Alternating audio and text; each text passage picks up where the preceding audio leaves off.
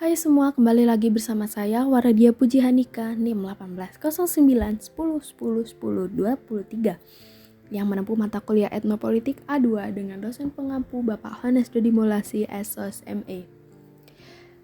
Kali ini saya akan membahas mengenai bab 4 dan bab 5 tentang fungsi dan strategi dalam proses orientasi pendekatan untuk meregulasi konflik etnopolitik oleh pihak ketiga.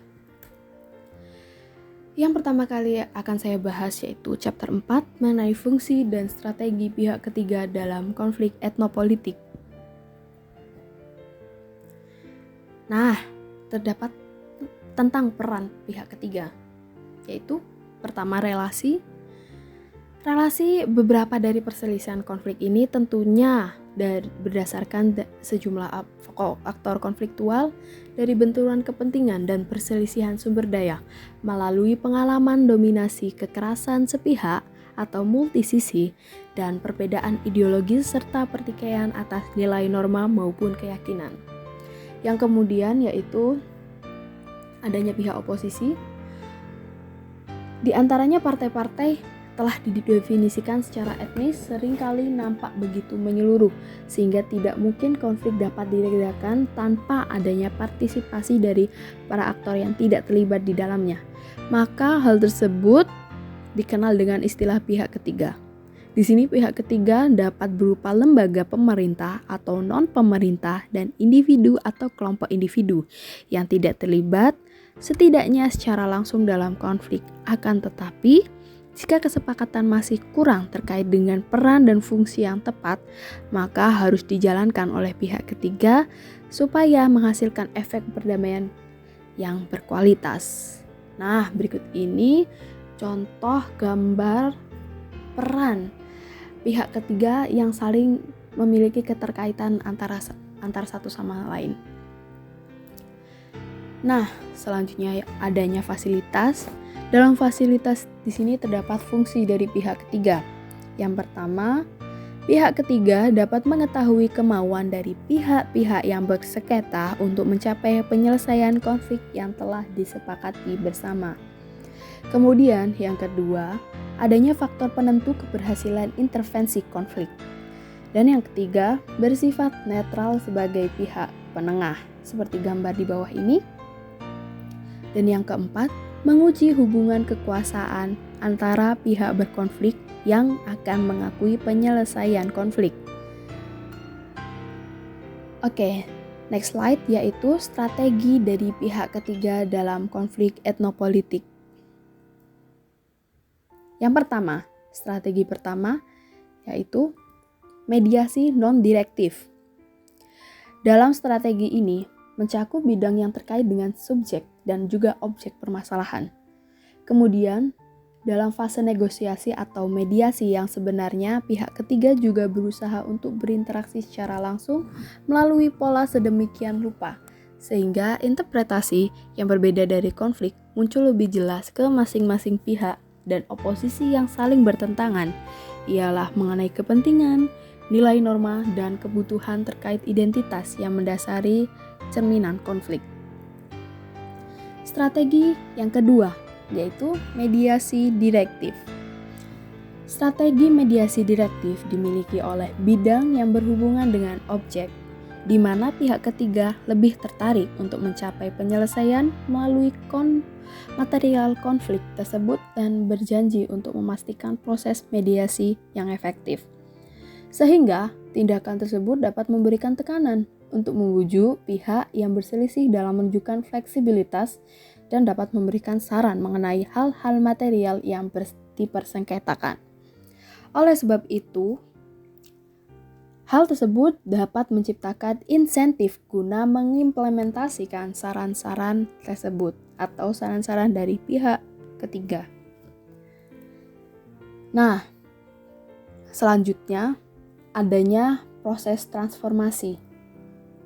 Melalui proses transformasi ini terdapat pola-pola eskalasi dan deeskalasi, di mana penyelesaian konflik etnopolitik yang memiliki prospek memelihara perdamaian untuk waktu yang lama bergantung pada reformasi struktural dari jenis makropolitik dan makrososial. Di sisi lain, terdapat bentuk-bentuk intervensi jangka pendek, menengah, hingga jangka panjang yang tidak boleh dikembangkan secara terpisah satu sama lain. Nah, transformasi konflik yang berhasil justru akan bergantung pada perilaku etnopolitik dan saling melengkapi satu sama lain. Kemudian, kita masuk ke pembahasan yang kedua pada chapter 5 tentang proses orientasi pendekatan untuk meregulasi konflik etnopolitik oleh pihak ketiga. Yang pertama, adanya mediasi berbasis kekuatan. Yang akan saya bahas terlebih dahulu yaitu asumsi. Media berbasis kekuatan adalah instrumen tradisional politik nasional dan internasional. Hal ini bersangkutan dengan intervensi dari kepentingan pihak ketiga itu sendiri, berupa pengaturan konflik dan sumber daya yang tersedia.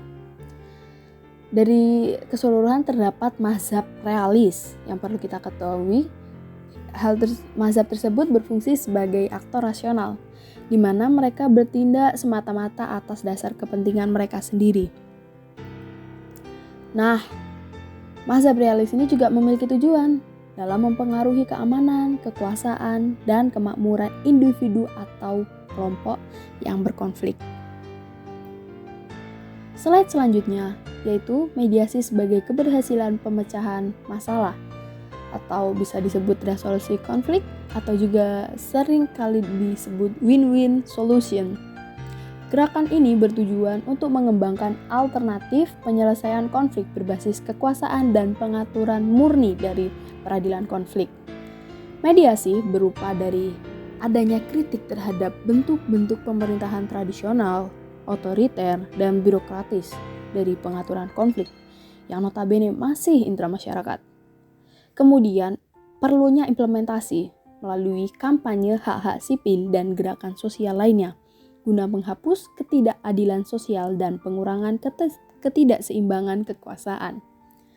Nah, elemen terpentingnya yaitu terletak pada psikologi humanistik dan gerakan pelatihan hubungan antar manusia. Perlu kita ketahui, yang di dalam kurung ini, interaksi dan komunikasi itu merupakan elemen terpenting dalam pemecahan suatu masalah. Oke. Nah, ini dia diagram lingkaran mediasi. Tahap pertama yaitu problem atau masalah di kehidupan kita sehari-hari atau di kehidupan ruang lingkup internasional maupun nasional. Terdiri dari deskripsi rinci tentang konflik dan terbukti dengan sendirinya menjadi hambatan utama bagi penanganan konflik yang konstruktif. Tahap yang kedua yaitu menganalisa keberadaan teori, apakah itu benar dan salah, hal tersebut terdiri dari analisis konflik untuk mengklarifikasi area pertikaian yang telah diidentifikasi sebelumnya dari berbagai sudut pandang, pola pikir maupun fakta-fakta lainnya yang telah terungkap atau yang masih tertunda. Nah, kegunaannya di sini agar pembahasan dan penyelesaiannya agar tidak meluas kemana-mana, cukup memfokuskan pada permasalahan tersebut. Tahap ketiga, approaches atau pendekatan. What might be done? Nah, dari sini pendekatan dikhususkan untuk perumusan opsi yang memungkinkan dalam pengaturan bersama konflik, seperti pencarian solusi yang bermanfaat bagi kedua belah pihak. Yang terakhir, yaitu tahap keempat, action ideas, atau lebih tepatnya itu tindakan. Pada tahap keempat ini berguna untuk mencapai tujuan dalam membandingkan menilai pilihan-pilihan dan untuk mencapai kesepakatan secara konkret. Nah, kemudian kembali lagi ke step 1, step 2, step 3, step 4. Begitu pula sirkulasinya, berulang-ulang terus-terusan. Kemudian yang ketiga, adanya mediasi antar budaya.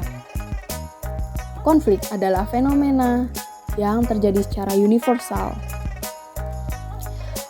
Akan tetapi, masih memiliki perbedaan cara yang mereka lakukan dan dapat dilihat sangatlah bervariasi pada tingkat atau struktur yang berbeda di setiap budayanya.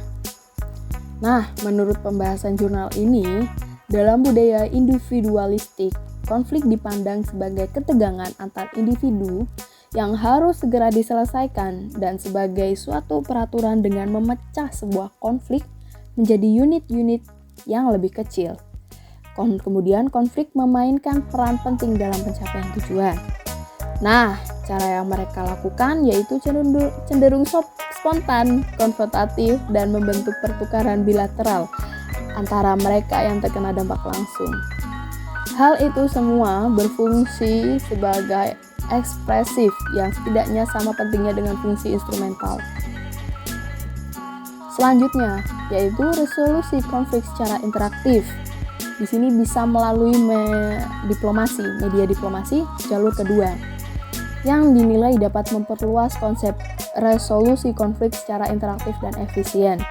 Nah, berikut ini contoh lembaga-lembaga NGO, non-governmental organization, dalam meregulasi konflik. Seperti IFAD, CRS, Oxfam, CARE, Save the Children, Interaction, dan lain sebagainya. Oke. Hal ini termasuk kombinasi dengan misi pencarian fakta, langkah-langkah pelatihan, meja bundar atau konferensi-konferensi lainnya, konsultasi perdamaian, dan pengembangan organisasi untuk LSM atau biasa dikenal dengan NGO baru di masyarakat yang mengalami transformasi, pekerjaan hubungan masyarakat yang masih mendukung strategi pengaturan konflik. Oke, slide berikutnya yaitu pendekatan sebagai pelengkap dan integratif guna meregulasi konflik. Nah, ini ada garis-garis lika-liku ya. Ini menandakan bahwa adanya tahapan-tahapan yang perlu kita ketahui. Di mana pendekatan manajemen konflik bahkan lebih berbeda dan di samping itu masih memiliki basis lebih luas dalam hal konflik etnopolitik.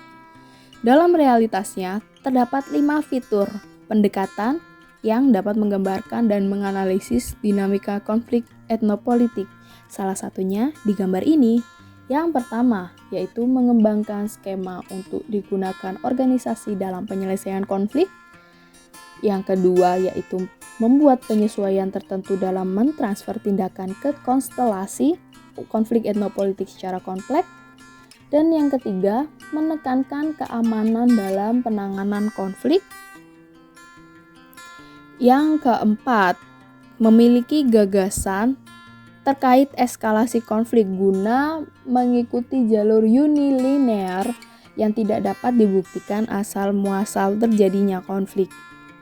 Yang keempat, pendekatan kontingensi, yaitu melalui adanya peraturan dan penanganan konflik secara aktif dan konstruktif di beberapa tingkatan. Oke, sebelumnya ada yang terlewat, yaitu ini pada tahap ketiga ini kan menekankan keamanan dalam penanganan konflik. Nah, yang harusnya dilakukan oleh pihak ketiga itu seringkali pihak berkonflik itu melakukan cara-cara kekerasan dan membuat pihak ketiga tersebut harus mempertimbangkan hubungan konfliktual lainnya pada tingkat eskalasi lain. Nah, slide tadi merupakan slide terakhir dari pembahasan saya dan sekarang sudah selesai presentasi dari saya, pemaparan materi dari saya. Kurang lebihnya saya memohon maaf. Arigatanks, dan bagi yang ingin bertanya bisa silahkan tulis di kolom komentar. Jangan lupa like, subscribe, dan share agar ilmu kalian bermanfaat dan agar ilmu ini bisa diteruskan ke yang lainnya. Sekian presentasi dari saya, kurang lebihnya wassalamualaikum warahmatullahi wabarakatuh. Dadah.